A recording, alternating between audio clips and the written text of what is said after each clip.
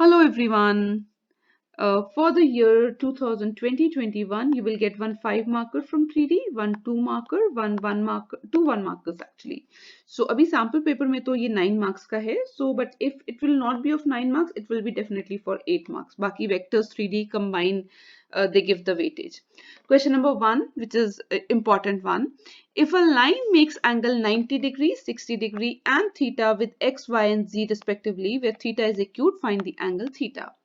तो जब भी आपके पास अल्फा बीटा गामा अगर एंगल्स हैं आपकी alpha is the angle which the line makes with the X axis beta with the Y axis gamma with the Z axis आपको रिलेशन पता होना चाहिए that cos square alpha plus cos square beta plus cos square gamma जो होता है वो 1 होता है plus cos square gamma is equals to 1.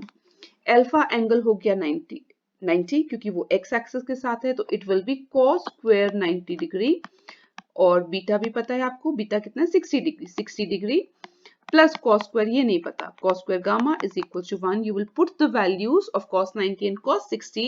You are putting the values in this formula and you are putting the values of cos 90 cos 60. You will get the value of cos square theta means cos square gamma and you will get it as 3 upon 2. But as theta is given as an acute angle, so it will be only pi by 6. You will not take the negative value. Important question. ठीक है? Now let's do question number second now. Question number second भी बहुत interesting है. अच्छा question है. Question number second यहाँ पे थोड़ा सा अच्छा trick लगेगा. Find the vector equation of line passing through the point this and parallel to the line. तो पहले दो तीन कॉन्सेप्ट्स को फटाफट से रिवाइज कर लेते हैं.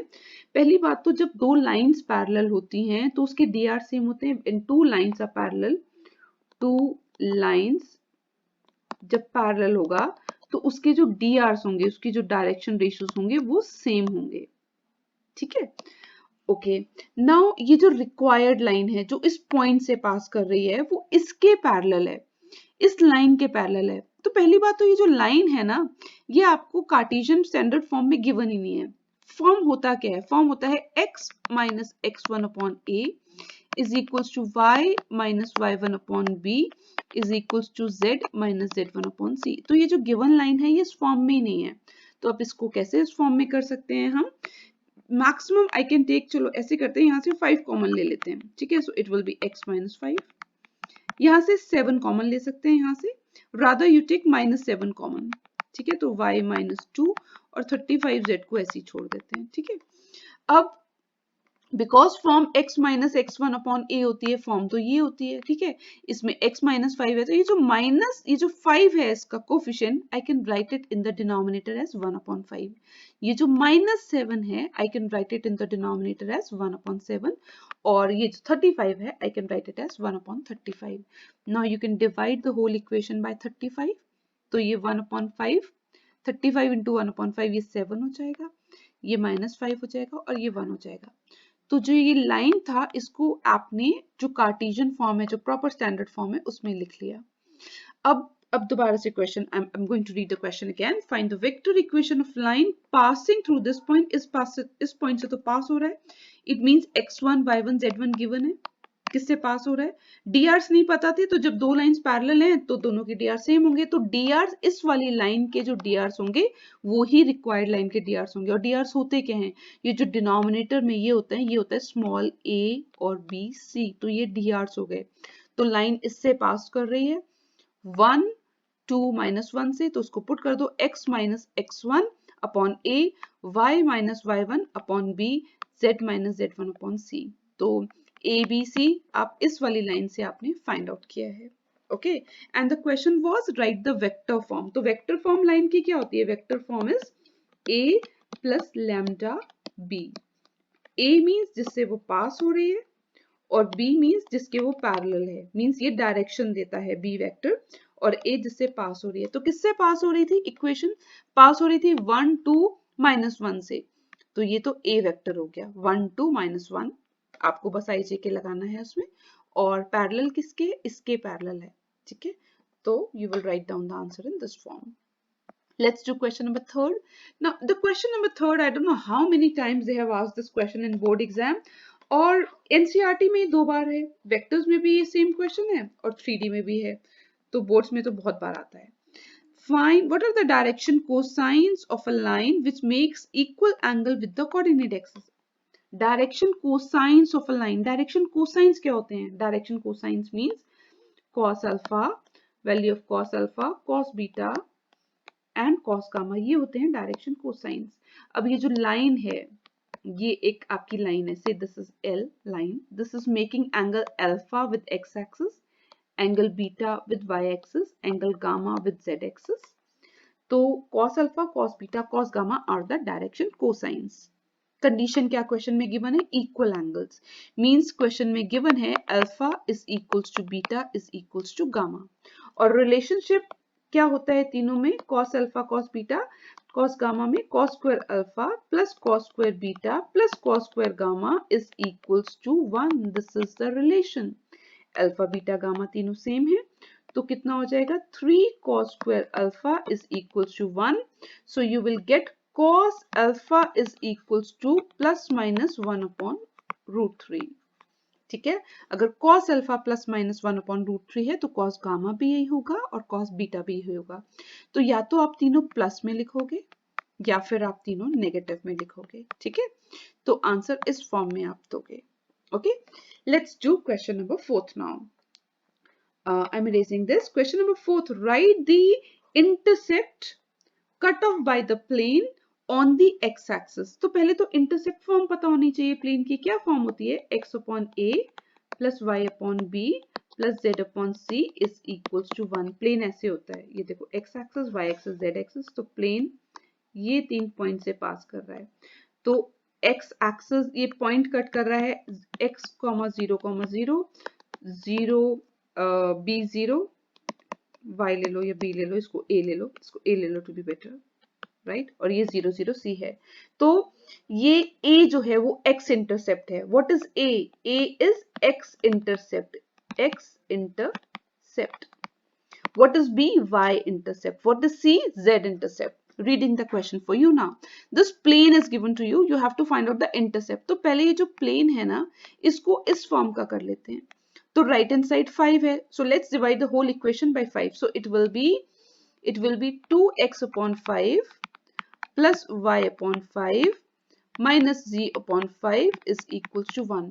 अब x ये जो न्यूमरेटर में है, सी कोफिशिएंट 1 होता है. It means I have to get rid of this 2 in the numerator. I can write it as x upon 5 upon 2 plus y upon 5 plus z upon minus 5 is equals to 1.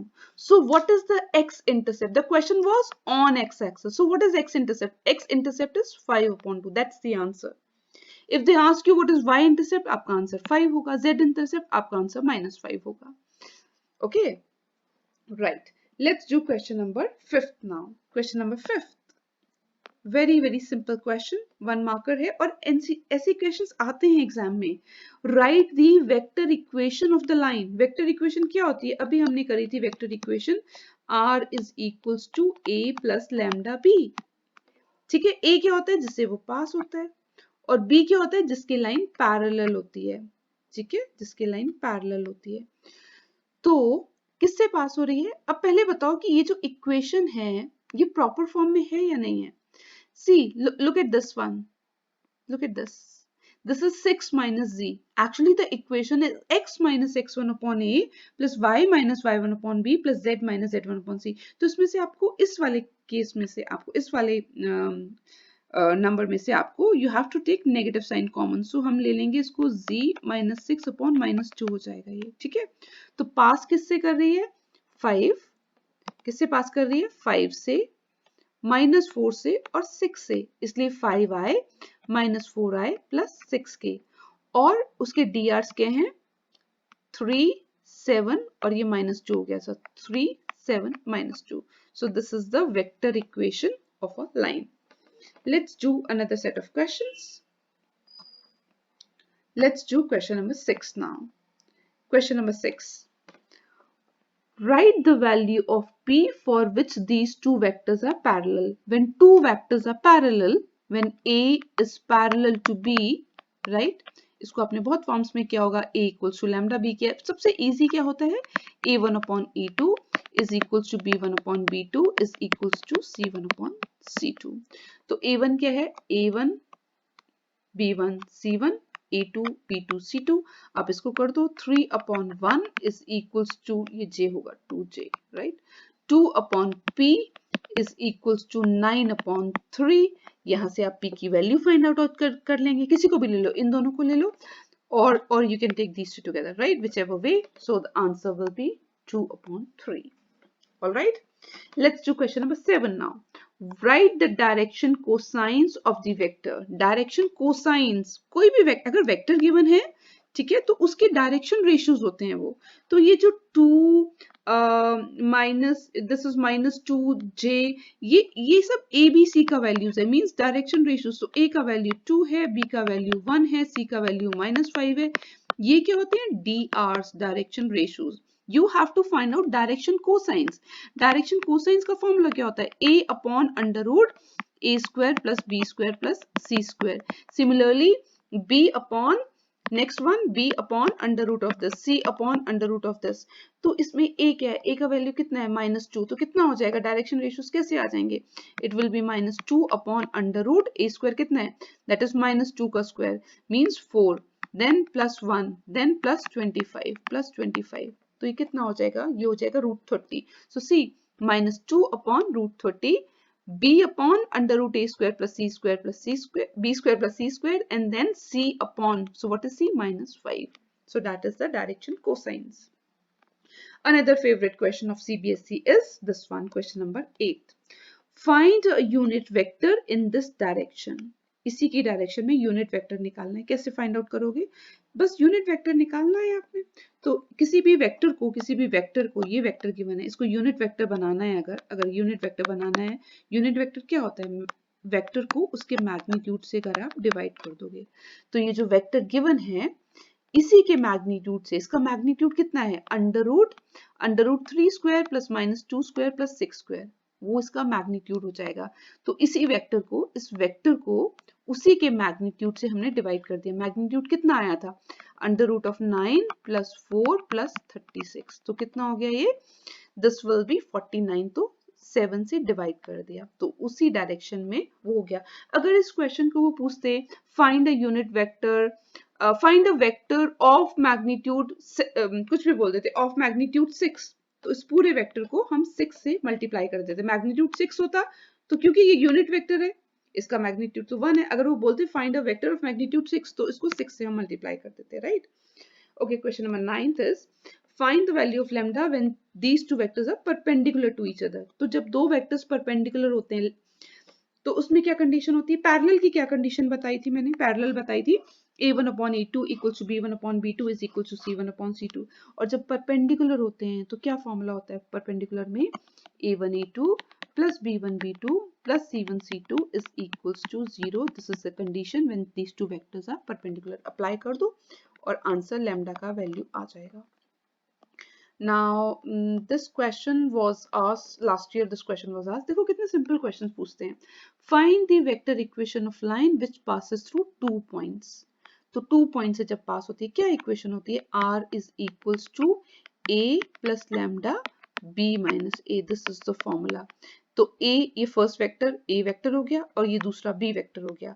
तो r is equal to, बस ij के लगा तो आप इस r equal to a plus lambda b minus a, solve करके answer आ गया। Next question, find the this is a fill in the blanks. The line of shortest distance between two skew lines.